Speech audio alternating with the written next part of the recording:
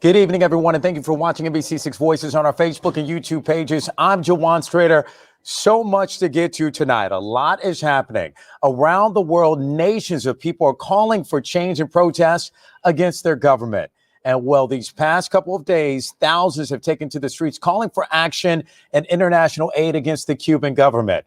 Cuban nationals are dying due to COVID-19 and a major economic downturn, which has spiraled due to the pandemic. Cuban exiles and allies join in support here in South Florida in protest. And we've seen people protesting all across Miami, from Little Havana all the way to the Palmetto. And this protest uprising in Cuba is unprecedented. We spoke to the director of the Cuban Studies Institute here in Miami about what's happening in Cuba. Take a listen. If you remember, the last massive uprising in Cuba occurred during the Maleconazo in 1994. This is very different. In 1994, it was a localized event in Havana. Cubans didn't have internet, they didn't have social connections, they didn't have groups working together. So this one, although it was not prepared like this, was spontaneous and throughout the island. In 1994, Fidel Castro was still in power. He was able to control the movement. It was allowed to send the Cubans out of the island. He told Cubans that they could leave.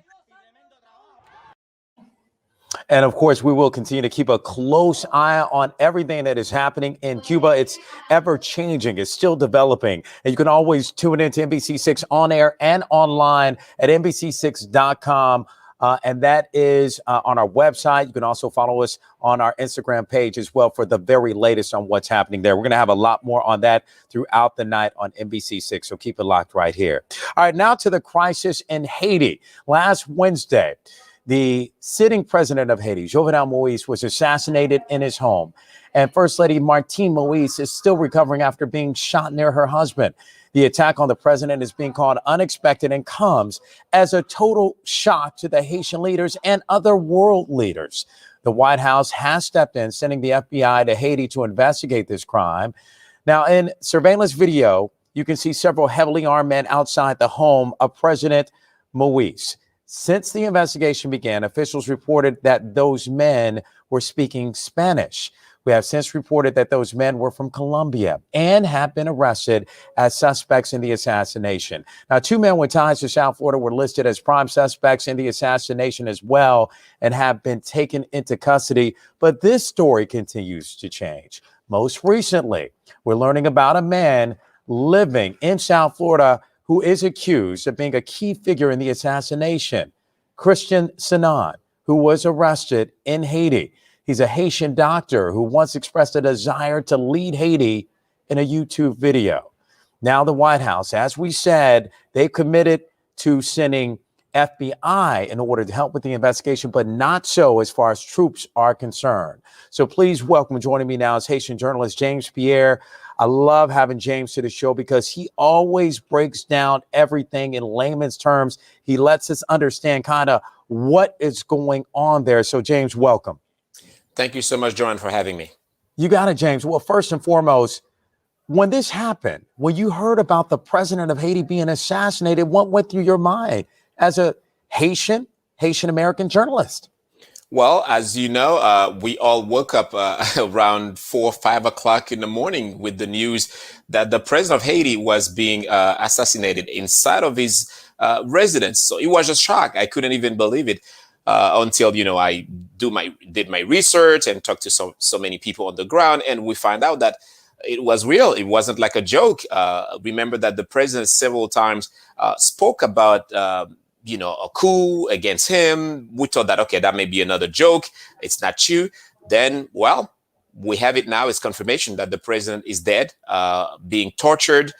We saw the images, very tough to watch.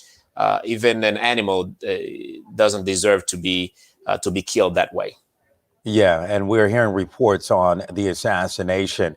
And does it surprise you to hear who may have been involved? Because we're getting new reports that there is a Haitian doctor who may have spearheaded the whole thing because of his political aspirations. Absolutely.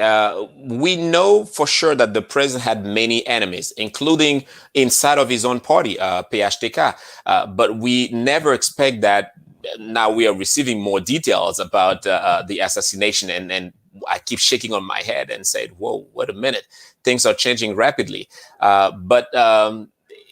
Again, it's very difficult when we are expecting local authorities to come up with more details, and also we have the FBI on the ground. We have officials from the national security from the United States also helping. We have a delegation from Colombia also helping the local authorities of Haiti on the ground.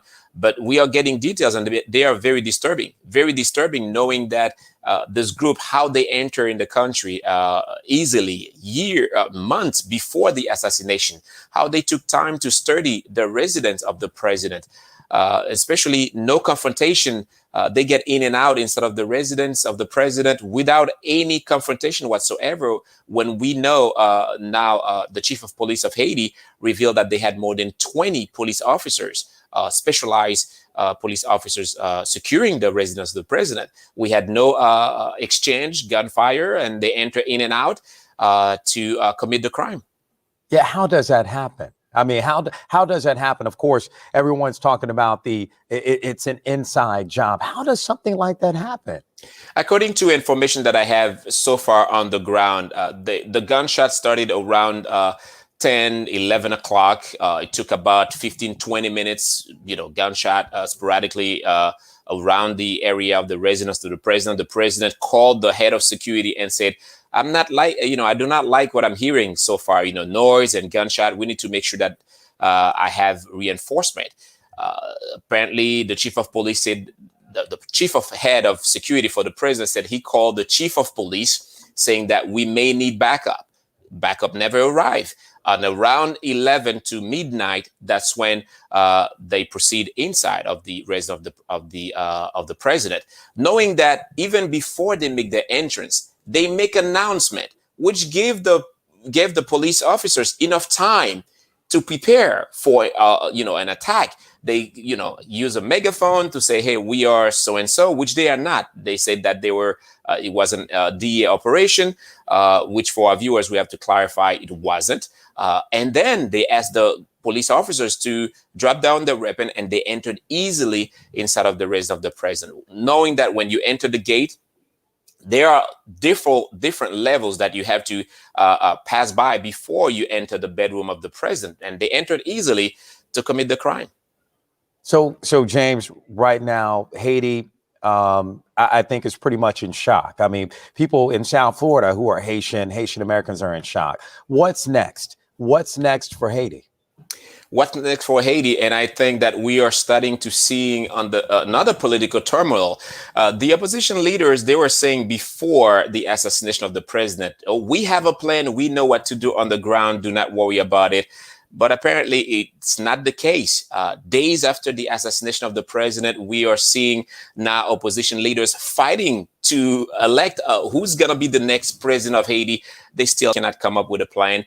We have two prime ministers right now leading Haiti, one throwing bullets at another, saying that you are part of a gang. The G9 forced the President Jovenel Moise to elect a new prime minister. We have the current prime minister saying that everything is in control, which is very difficult to understand how everything is in control literally days after the assassination of the president. And we have the international community asking the interim prime minister, we need election at the end of the year. And do you believe that the U.S. should get involved and intervene with Haiti with the military? Because, of course, that's been a question that many people have posed. Many people have also asked, how come the United States, considering that Haiti is the backyard of the United States, did not even know about that information? Remember that it's the president of the country being assassinated. I think the United States is studying closely to see, is it really important to have military on the ground? Remember that this is not a good image for for the United States when you have military on the ground. The Haitian people never foreseeing well any occupation forces on the ground. And this is also an opportunity to have more rebellion. This is an opportunity to have more chaotic situation when you have another force on the ground. You know, it's interesting. I've spoken to some of my good friends, and of course, they've told me, just like after the earthquake, that Haiti will get through this. Haitians, as we know, are resilient people. They will make it through this. What are your thoughts on the future of Haiti? I think Haiti will make it through, but I truly believe we need to start first by justice system. I think the president deserves justice, and I think not only justice, but the president deserves a national funeral. You know, at his level, he's the president of the country. You may like his program, you may dislike his program. I think the interim prime minister deserves to take the time, enough time, to organize great funeral for the President Jovenel Moise, and from there make sure that we find everybody who are really part of that assassination to literally pay for the crime they have committed. And I think that will ease the level, the anger that the Haitian population is having. Remember, this is a very vulnerable population, and Haiti is still, dealing with so many events, one after another. Now you have COVID-19. Now you have the opposition leader asking some of the part of the population to go on the street to protest. So I think in order to have really a calm Haiti, a peaceful situation like the President Biden is asking, we need to start by justice and having a good funeral for the president. You know what I love about you, James? I've known you for years, and you are, I think, trilingual. You studied what's happening in your home country as far as Haiti is concerned, but you also keep abreast of what's happening in Cuba and other places. Yes. So I want your thoughts on what's happening in Cuba right now, because this is unprecedented what we're seeing. Absolutely. Remember that Cuba is not far from Haiti, and Cuban population is always watching the political turmoil going on in Haiti or in Dominican Republic to position themselves. I think this is a clear opportunity to say, hey, Haiti is dealing with so much, and they see the position of President Biden saying, we are with the Haitian population. We are here to help Haiti. And now Cubans are dealing with so much in terms of not having food, not having the freedom of speech. They say this is a clear time. They couldn't have that opportunity under President Trump. Now this is the right moment to say, hey, we want you to see our pain. We want you to say something for us. And many elected officials from Cuban descent here in South Florida are asking the same thing for President Biden to say one word. We are with the Cuban population. And until we have that word, we will still see a huge movement, not only from Cubans in Cuba, but also Cuban in the United States and also around the world to have the attention of the international community so we can have some type of change in Cuba. Amen. Very well said, James. Thank you so much. And yes, a lot of people want to see the Biden administration get involved some way, step in and help the Cuban people, especially for what they are going through. SOS Cuba. Thank you so much. James, I really appreciate you as always, my brother. Always a pleasure. Thank you. You got it. Well, also, I want to welcome to the show. Please welcome, and I'm going to do my best to get her name right. Please welcome Pierre, communication strategist who serves as a bridge to the Haitian market, and Christherson Genty. Please welcome them to the show. Christherson was born in Haiti and grew up in Pompano Beach. And he has since moved back to Haiti, where he owns a job placement at an outsourcing firm and has a YouTube channel there as well, and highlights the best of Haiti. I want to welcome you both to the show. Thank you for having us. You got it. And what's interesting is Chris, you are only a few minutes away from where the president was assassinated. Tell me, because right now you're in Haiti. I want to know what have you been hearing on the ground? Yep, I'm in Pétionville, literally not too far away from where the tragic events happened. The emotion, I can say it has transitioned over time. When it first happened that evening or that morning when we woke up, certainly was a degree of fear, because this is not how Haitians do things. We don't, we may have disagreements with our presidents, as we always do, but we want them to leave the country. We want them to get on an airplane and go away. We don't necessarily want harm, physical harm on them. So this was so un-Haitian, it really was a shock throughout the entire society, and everyone was really trying to make sense of it. But then it's quickly transitioned into a sense of anger when we found out that it was quote unquote foreigners, those folks who were not Haitian. And then from there, we've been trying to make sense of how that could happen, how quote unquote foreigners could have gained access to the president. And really, since then, my WhatsApp, my conversations here on the streets, at restaurants, at gas stations have all been centered about what's really going on, what's really happening. So that's true, because I know WhatsApp, I know sometimes there's good information, sometimes the information could be off a little bit, but I know that's how you communicate. So Farrah, I want to hear from you. You live here, but you have family and friends in Haiti. So is there a sense of worry from your family now that President Moise has been assassinated? And what about the local Haitian community here in South Florida? It's the same with sentiment. We are concerned about justice, because at the end of the day, whether we like or dislike President Jovenel Moise agenda or his action, he remained a president. And for him to be assassinated just like that, so easily, and his bodyguard, no one has been wounded. So it got so many questions, and we need answers. But we also know the failure of our system, the judicial system, the parliament, the police is dismantled. So the concern is we will see justice. We need answers. And we need to bring to justice those who have committed this horrible crime.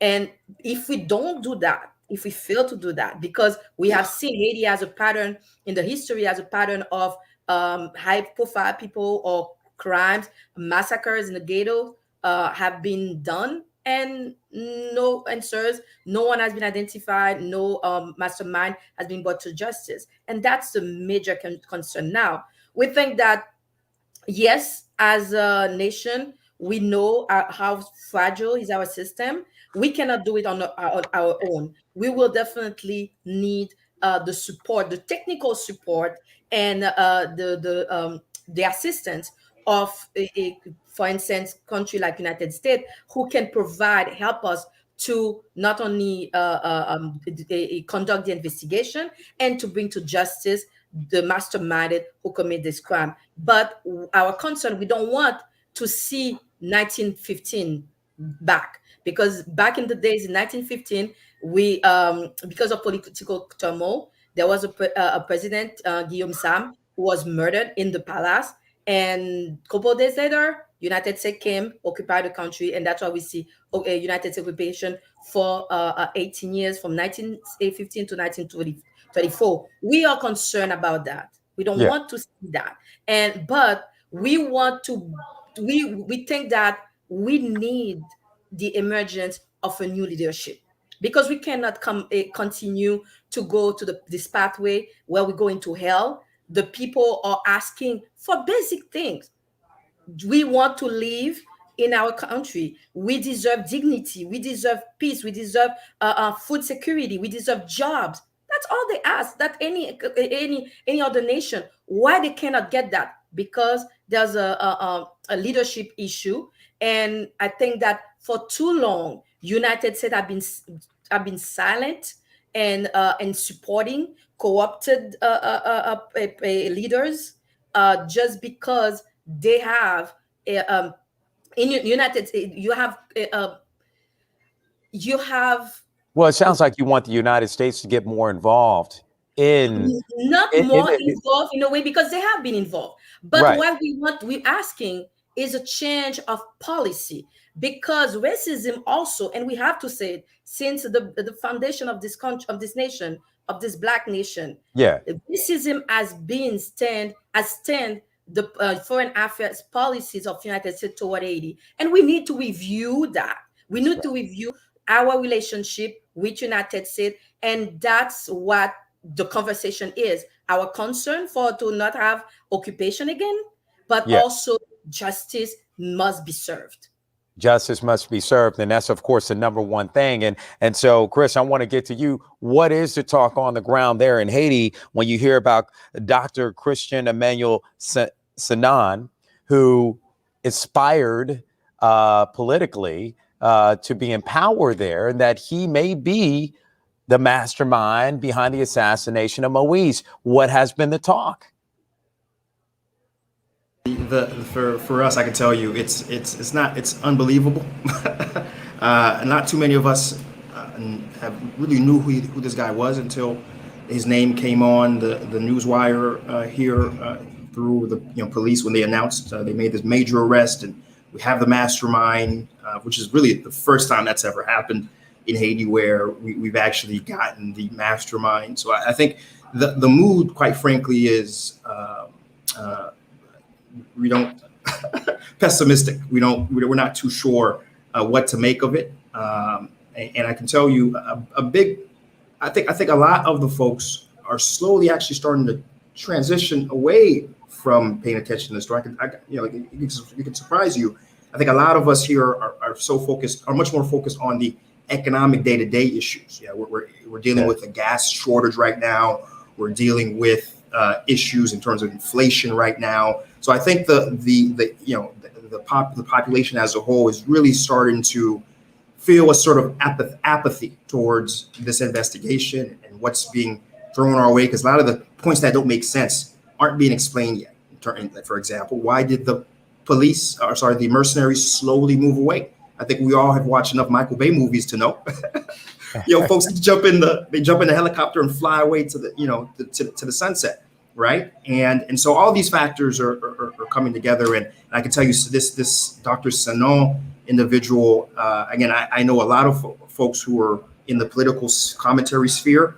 In fact, I have a monthly news show where I talk about what's happening from an economic perspective on my channel, CGNT on YouTube, and I brush on politics. So I want to say I'm relatively well versed on the different political actors in the country. I've never heard of Sanon, and a lot of people I know haven't heard of him. So again, we're very skeptical. That's the word. Very skeptical right now, and I think you should be until, of course, we hear more of the facts come out. And so, Farah, I wanted to know from you. Again, I wanted to go back to your family in Haiti and their safety, because there was fear. It was just going to erupt into chaos, but that hasn't been the case. Many Haitians have been pretty much in mourning, whether or not you supported Moise or not. Your president was assassinated, and people have said that just doesn't happen. That just hasn't happened in years in any country. And so I wanted to know about your family in Haiti and how they're doing. And do they fear for their safety, or right now are they mourning? Across the board in Haiti, and especially in Port-au-Prince, in the capital, people are afraid because they don't know what is next. And then now, more days passing by, what we see is political turmoil continue. To prime ministers claiming that they rule the countries. You have also the head of what remained from the parliament, from the Senate, only 8 votes out of 10. And then they decided that he's the new president. So still now we don't see people coming together, or those who are in politics coming together and say how we want to direct that. Actually, it's more controversial, and then it has many manipulation, because remember that President Moise was a controversial man. He was addressing corruption, but his name was also part of corruption, and he's also pointing fingers on some people from the private sector that taking advantage of the economy of the countries, or taking the country in hostage. But he has also his people in the private sector that he was giving opportunities. So he was a controversial man. But now what we're afraid of, they will use this controversial to manipulate the people, to point out that these are the people who killed the president, and that will raise the anger of the people, and we can see that that's where we can see that gonna be a a big riots, and Yeah. people might be killed. And that's why the people on the ground, they're afraid because they don't know what one day you can wake up and you heard that, for instance, the gangs are on the street and Yeah. they are killing people, they and And the that's kidnappings. I mean, we know how bad the kidnappings got and everything else, and the violence there. That's why this came as a surprise to so many. So, Chris, uh, because you're there right now, I'm just curious as to the violence and what you've been hearing and the gangs. Have they been quiet? So that's one thing that's it's a tough line to walk in the sense that it's so easy to paint Haiti as a lawless, borderline Somaliland Yeah. environment. The reality is a lot of the crime and violence and insecurity has really been focused in certain communities. Certainly, as someone who wants well for all Haitians everywhere and all levels, it pains me that those particular communities have had this long-standing issue that's really has been escalated during Jovenel's term. But I can tell you, there is a degree of vigilance at this point in time because you do have a weakening of a already weak state. I think a lot of folks are taking necessary precautions. I'm talking about folks here in Haiti. For example, I know a lot more folks who are flying, between cities rather than driving between cities, right?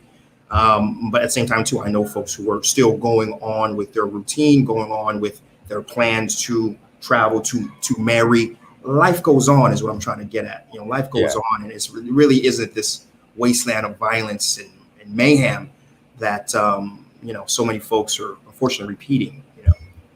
Very good point. And Farah, I want to ask you, because so many people here want to help those in Haiti that may be going through it and be impacted. And we do have programs here, of course, in South Florida. But I wanted to ask you, is there anything being done from the Haitian community here in South Florida to help those in need in Haiti during this time? Or what would you suggest to those that want to help?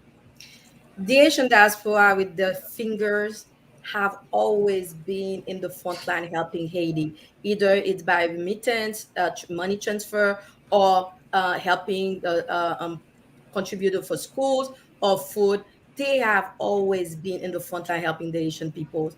Now we are in crisis, and it might be worse in a couple of days in the future.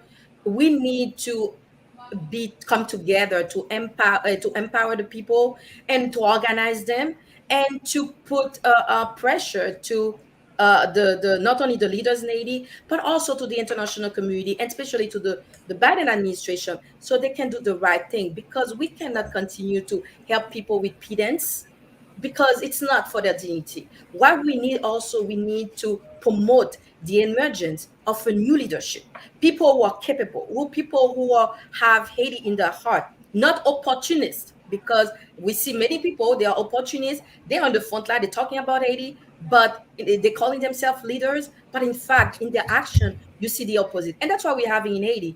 Because true leaders will sit down together, even they have a contradiction, they disagree, but they will sit down together to make sure they do the right thing and to make sure that we do transition and have a new we build the state, our institution, and then Right. to continue to build this country together. But that's not the conversation we're having now. The challenge is, oh well, who's willing the countries, and that should not be we should not continue this pathway because it's very dangerous for the country.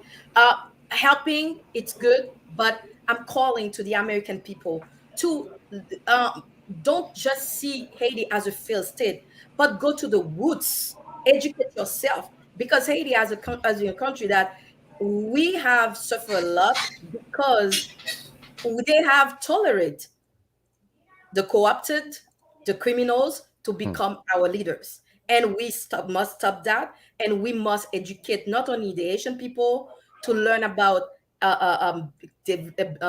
leadership development, and we also need to educate the American people. And we want the American people to look at the case of Haiti closely and to ask themselves, what is the right thing to do? What the American government Yeah. must do to help the people of Haiti and to rebuild this nation. We don't ask for pittance. We're asking for leadership, empowerment, and so we can build this nation and we can be proud for Haitian to be proud to be Haitian. That's what we Hey, need now.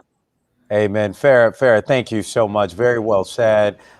Christensen, thank you so much. I really appreciate you. And I'm sure we're going to be talking in the near future. Thank you both for joining me on Thank you, Voice in John, and for Out. having us. Thank you. You got it.